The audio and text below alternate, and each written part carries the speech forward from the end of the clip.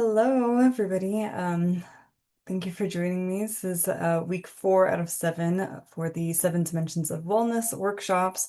My name is Sophia Kogadai. I'm the occupational therapy doctoral student doing my capstone projects on first-gen students and their mental health. So this series is to explore different ways to take care of yourself and learn about all the dimensions of wellness and how they relate to your mental health and how it can be very specific to um, your experience as a first-gen student. So today we're going to be discussing spiritual wellness. Let's jump on in.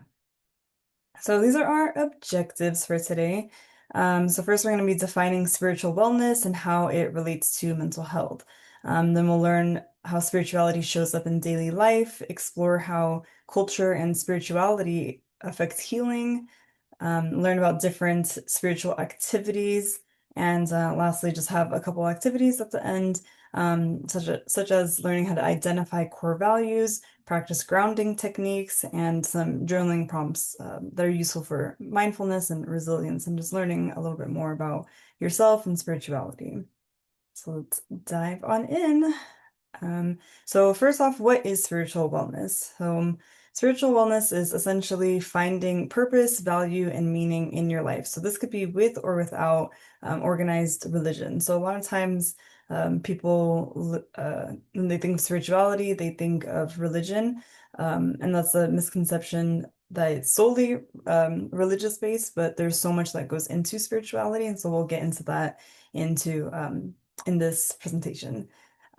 So spirituality is participating in activities that are consistent with your beliefs and your values, and we'll be learning how to identify what that is a little bit later in this workshop. And just having a set of principles or ethics to live by. So this can involve religion. It's definitely culture related. It can involve nature, art, a lot of self-reflection. Many people show spirituality through their commitment to God, and just perception of what causes the universe to work in the way that it does. So a lot of people think of spirituality with like manifestation, things like that, as well as just having an explanation for something that, there may not be a rational explanation, but if you kind of tune into spirituality, it can be very healing for certain things, situations. Spirituality is also something that's being perceived as being intuitively known. People feel very connected with like their spirit, their soul, their being, um, and it's a feeling that individuals have. So essentially, it's just finding peace, finding hope, and clarity during difficult times. So as a first-gen student, if you are struggling with whatever aspects of your life, whether it's school or work, family, relationships, any type of difficult times, then tuning into your spiritual wellness is really important in order to, um, improve your mental health and just learn a little bit more about yourself and a different way to support your well-being and your mental health while you're in school and just throughout your life. So, we're going to be discussing how spirituality influences our daily lives. There are many, many ways that you can practice spirituality, as you can see on this image. You can do meditation, awareness, doing what you like, contemplation, exercise, um, selfless services, all that. So this can be practiced through many ways. So um, your spirituality, your level of spirituality and your connection with it will influence your coping mechanisms, how you choose to cope with challenges, life challenges, adversities, all that. It even influences sexual intimacy or just different types of relationship dynamics. It influences your decision making of what types of decisions you're making, even what you're doing, what you like. So what movies you like to watch, what type of literature you're reading, even what kinds of music you're listening to. or what shows you're watching. Like all of this has a spiritual influence. And so we'll learn a little bit more about that in the coming up slides of why that is, right? Your spirituality is going to influence your family and your relationships. So if you think about the religious side of spirituality, many first-gen students come from cultures that are very ingrained in religion and um, practicing religions, and so that definitely will influence how that is being practiced, right? Um, as well as just your goals, overall goals, career goals, life goals, etc. And activities that you partake in that are popular on college campuses, smoking, drinking, drug intake, all of that. So it will have a hand in many, many things. And you'll see that throughout the presentation, I will be mentioning aspects that are very relevant and related to other dimensions of wellness that we've already talked about and some that we will talk about in the weeks to come. They're all very intertwined with each other. So one article that I found defines spiritual practice as all forms of reflection and introspection in which the primary goal is to explore one's relationship to transcendent, to deepen and enrich personal meaning, purpose, authenticity, and wholeness. So really, there's so much that goes into spiritual practice and spirituality, and how that can really influence someone's mental health and how they find meaning in their life and what their life looks like, even what your purpose is and what's valuable and important to you. So it's a really important dimension, but I feel like it's not as popular as some of the other ones that we've already talked about, like physical wellness, emotional wellness, social wellness. These are the more talked about dimensions, but this is one that really ingrains in so many other dimensions. So we're going to talk about spirituality and culture. So this presentation, the project entirely is focused on first generation students. So this students obviously have different cultural backgrounds and experiences and beliefs, and there's so much variety to it, but spiritual wellness is going to look different for everybody, and that's going to be okay. Like I mentioned before, it could be religious, it could be not religious. For those who don't practice religion, you can still practice spirituality. Because I think that is a huge misconception that spirituality is linked to solely religion. Um, and spirituality is going to show up differently in different cultures. So if you think about Western cultures, there's a lot of value put into individuality and doing things on your own and being independent, but that's going to vary from culture to culture. And some other cultures, there's a huge emphasis on family values, harmonious relationships, even a divine entity. There's many cultures who put a lot of great power and respect into ancestors. Moral standards are going to be different from culture to culture. Some cultures are going to have more emphasis on higher spirits and really connecting with lost family members or ancestors, etc., and things like that.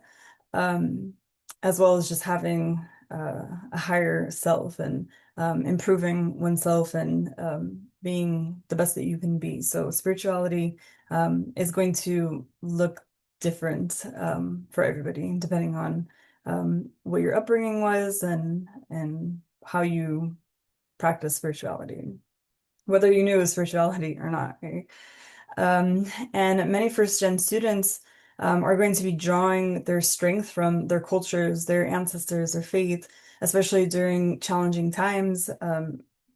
A lot of students mentioned that they um, just are stress is a normal state of being throughout college, obviously, because you were constantly studying, working on assignments, juggling a lot of things at the same time. So it can be really challenging. but many students have mentioned that they turn to religion or their traditions or rituals, things that they learned from their families or cultures and just their community. And so those things can be very grounding when you're in a new environment, for those students who have moved out of their family homes and are on campus or living on their own.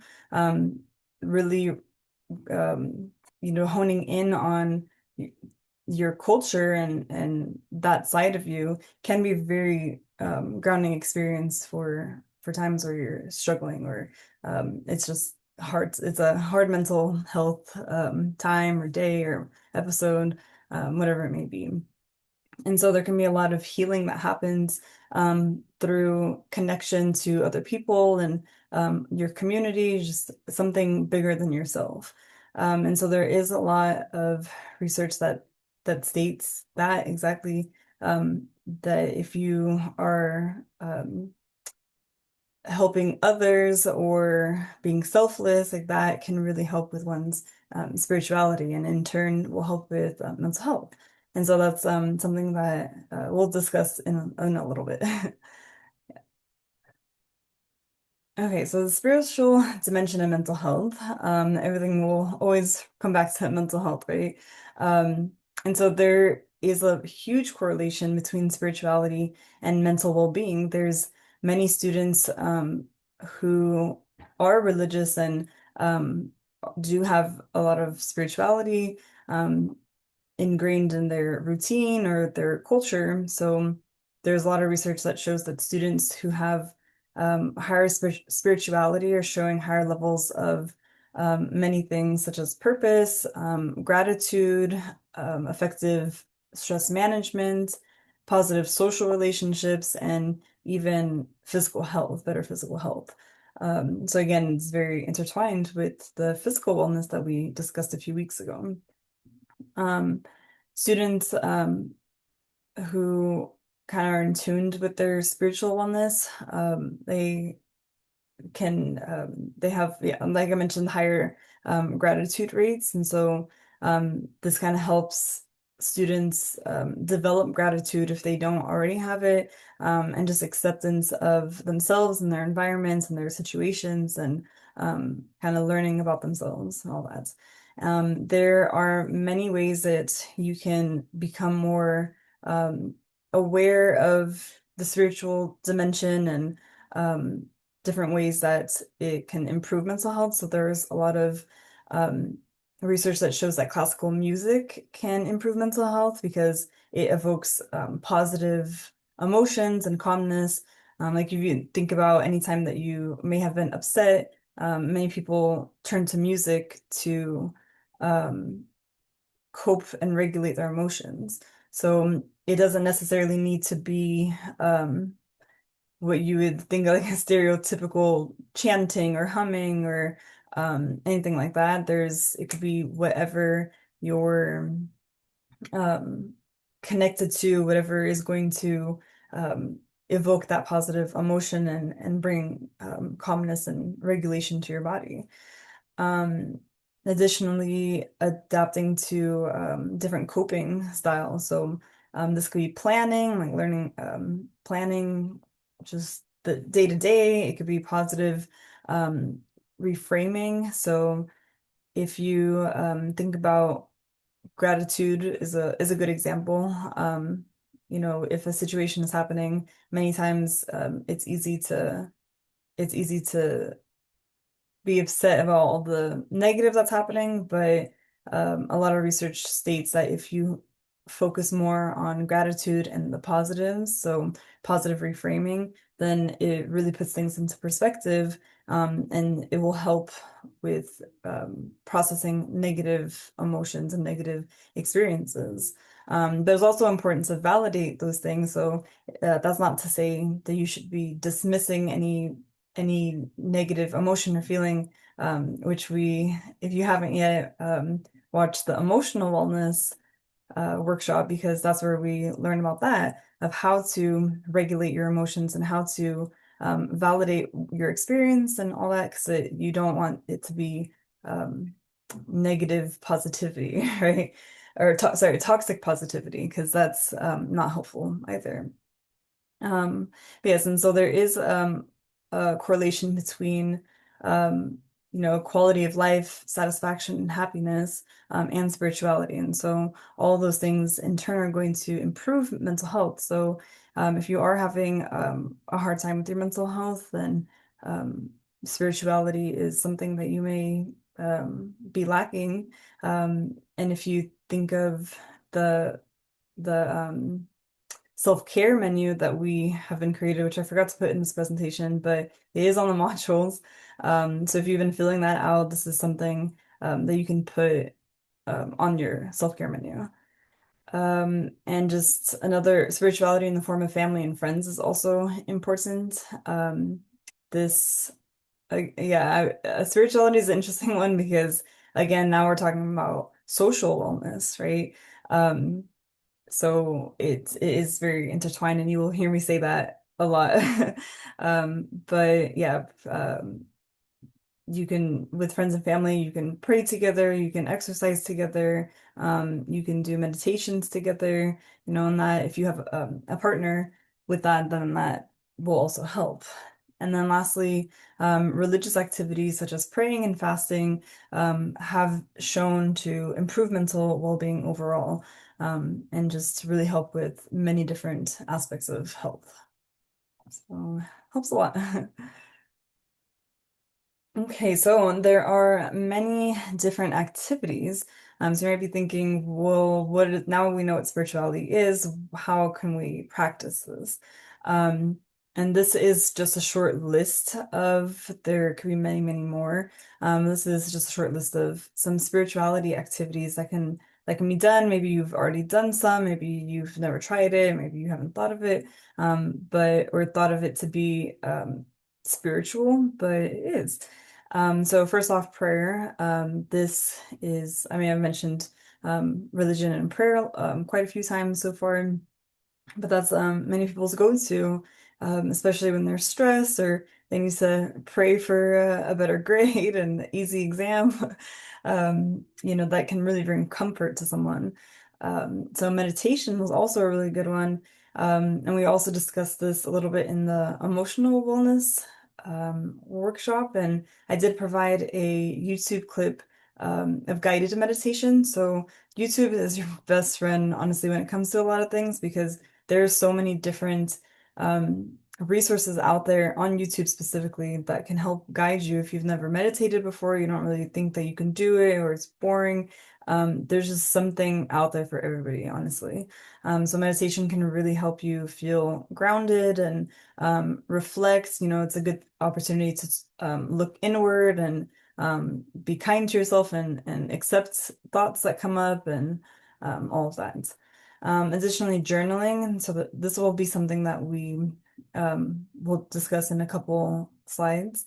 Journaling is a really good opportunity for spirituality and really learning it will help with reflection and learning about yourself and what's important to you and your values. So journaling, all of that can be really helpful. In I believe the emotional wellness workshop, I had discussed the journaling there as well. And I had mentioned that sometimes individuals state that they don't like journaling, they don't like writing, but there are so many different types of journaling styles. So if writing isn't your thing, you can record it on your phone, like audio recording or video recording. There's apps that you can use. You can type it on a notes app or download an app. There's just a lot of ways that you can um, journal, but without writing. So we'll get into that in a little bit. But additionally, reading, there's a lot of um, spiritual text, literature and textbooks that you can learn about different types of spirituality and how that can help you in your mental health. Um, Practicing gratitude, acts of kindness and acts of service are really important ways to practice spirituality. I had already mentioned that. So doing something for someone else will in turn make you feel better and really help with your mental health. And community involvement. You can go volunteer somewhere, you can help someone in need. There's just so many different ways that you can do it. Additionally, spending time in nature. I will discuss this a little bit more, I believe, in the next slide. But yeah, there's a lot of studies that show just going out into nature, being one with nature, helps significantly with your spirituality, with your emotional health, with your mental health, physical health. There's so much positivity that goes into just spending time in nature and interacting with nature. And then the last couple ones, creative expression. This could include art, music, dance, videography, photography, whatever type of creative expressions can definitely be a spiritual act, depending on how you do it or what meaning you're putting into it. And lastly, just exercise. So this first thing comes up is yoga. And this is also something that we discussed in the physical wellness workshop. Yeah, just increasing your body awareness and being in tune with your body and just feeling different sensations and linking that to your emotional wellness and you know just all of that all together is just going to really help with improving your mental health, honestly. Okay, so now our first of three activities. The first one is practicing grounding. So I've mentioned quite a few times grounding techniques and grounding practice. This is a really good way for people to kind of get out of their heads and back into the present. And it's a really good mindfulness activity that can help individuals reconnect with the present moment and just get out of their head where anxiety or depression or whatever mental health challenge is going on and really see things in a different perspective. So the activity that we're going to be doing right now is a grounding technique using your senses. So this is really good to try when you're feeling anxious or overwhelmed. And you can do it anywhere. It could be quick. You don't need anything else but your five senses. So what you do is you start off with five things that you can see. So for me, I'll act this out for you. I see my phone, I see my cup of coffee, I see my fidget, I see my computer, and I see my keyboard. Four things you can touch. I can touch my desk, I can touch my pen, my mouse pad, and my jellyfish fidget. Three things you can hear. I am hearing cars driving by. I'm hearing water coming out of faucet, and I hear a bird chirping. Two things you can smell. I smell my coffee, and I smell the blueberry scent coming out of my jellyfish. And one thing you can taste is I taste my coffee. So this is a really easy one to try out when you're able to. So next time you're feeling anxious, overwhelmed, depressed, anything really, this is a really good one to go to. And you saw it took 30 seconds, if that, right?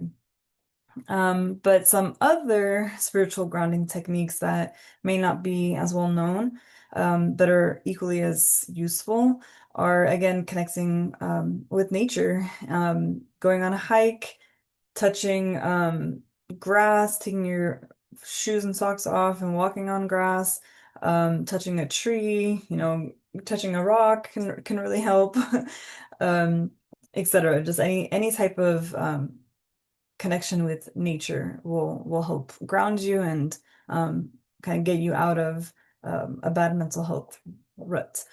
Mindful breathing.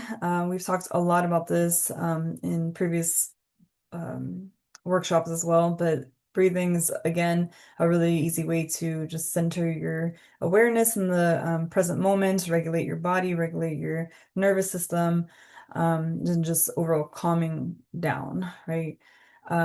body scanning. Again, we talked about this in the physical wellness workshop. So this is just awareness of your physical self, of what's going on in your body, what sensations you're feeling. Just self-awareness, honestly, is such a important foundation for a lot of things. And so these many of these techniques are just being in tuned with yourself and being aware of what's going on with you. Because then you'll know what you need and which strategies to use, right? Um, this one was really interesting, engaging with water. So that could be looking at water, it could be touching water with your hands, it could be splashing water in your face, taking a shower, taking a bath, even drinking water. Any type of engagement with water is a really good grounding practice. It is, I guess, connected to nature connection, but a different element. Um, Yes. So, next time you're anxious, try holding an ice cube, try splashing some water on your face, taking a cold, quick shower, anything, right? And see how your body reacts to that.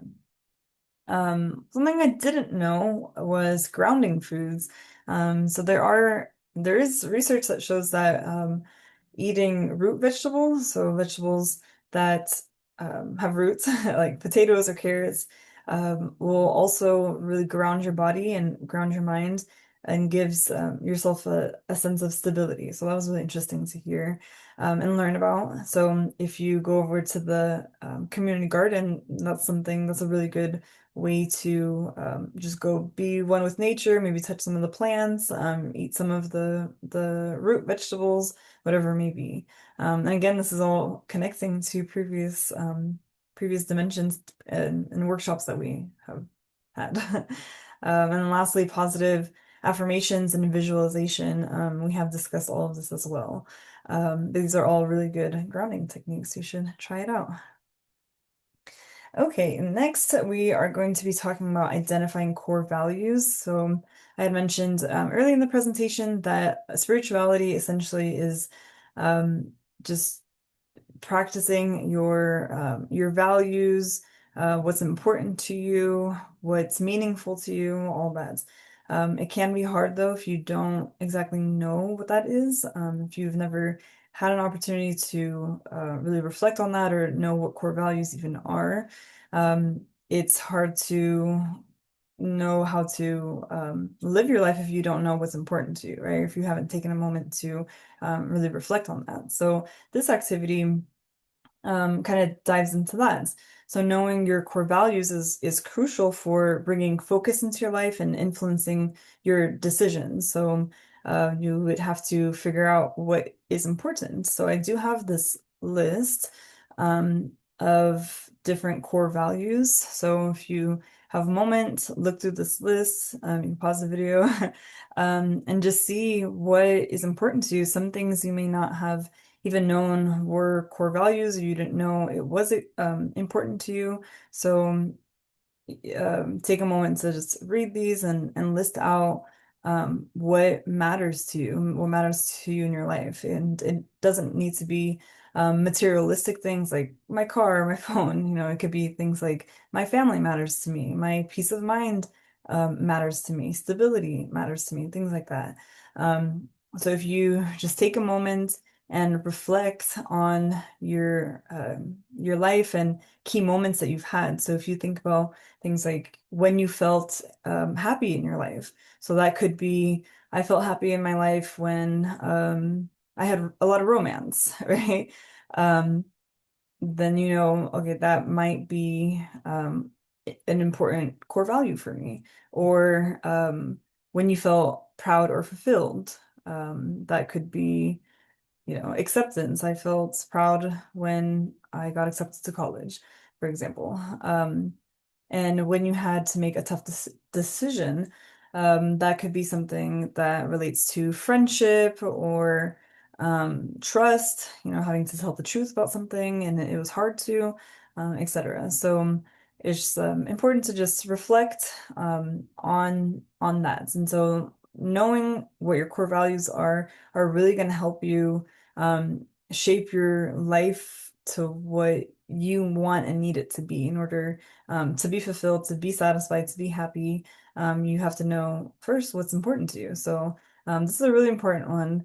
Um, yeah, and I do have some more reflection questions of so how do these values show up in your life? Or do they?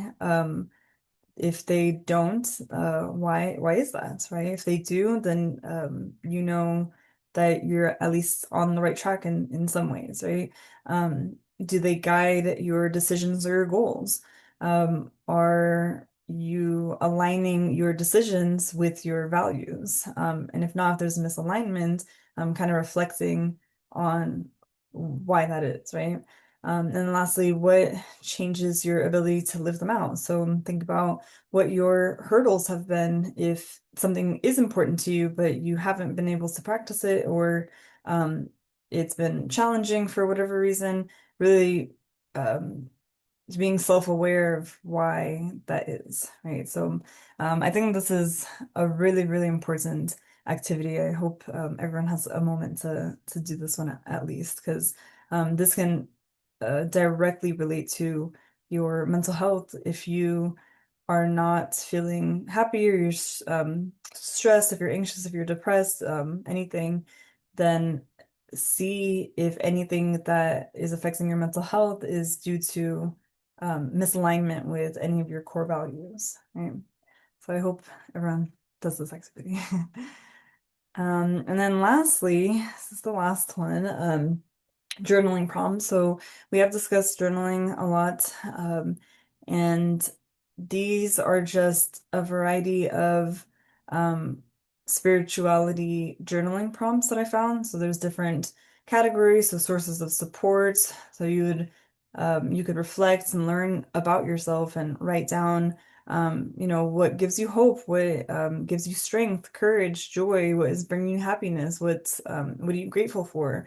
Being able to take a moment, meditate, reflect, hone in on yourself and your life, and see what the answers are to these things, right? As well as working with challenges. How do you work with pain, suffering, confusion, fear, anger, guilt, loneliness, because if you know these things about yourself, and you take a moment to write it down, make a video, audio, draw it out, whatever form of journaling, bullet journaling even, whatever it may be, that best suits you and your style, really just figuring out what that is.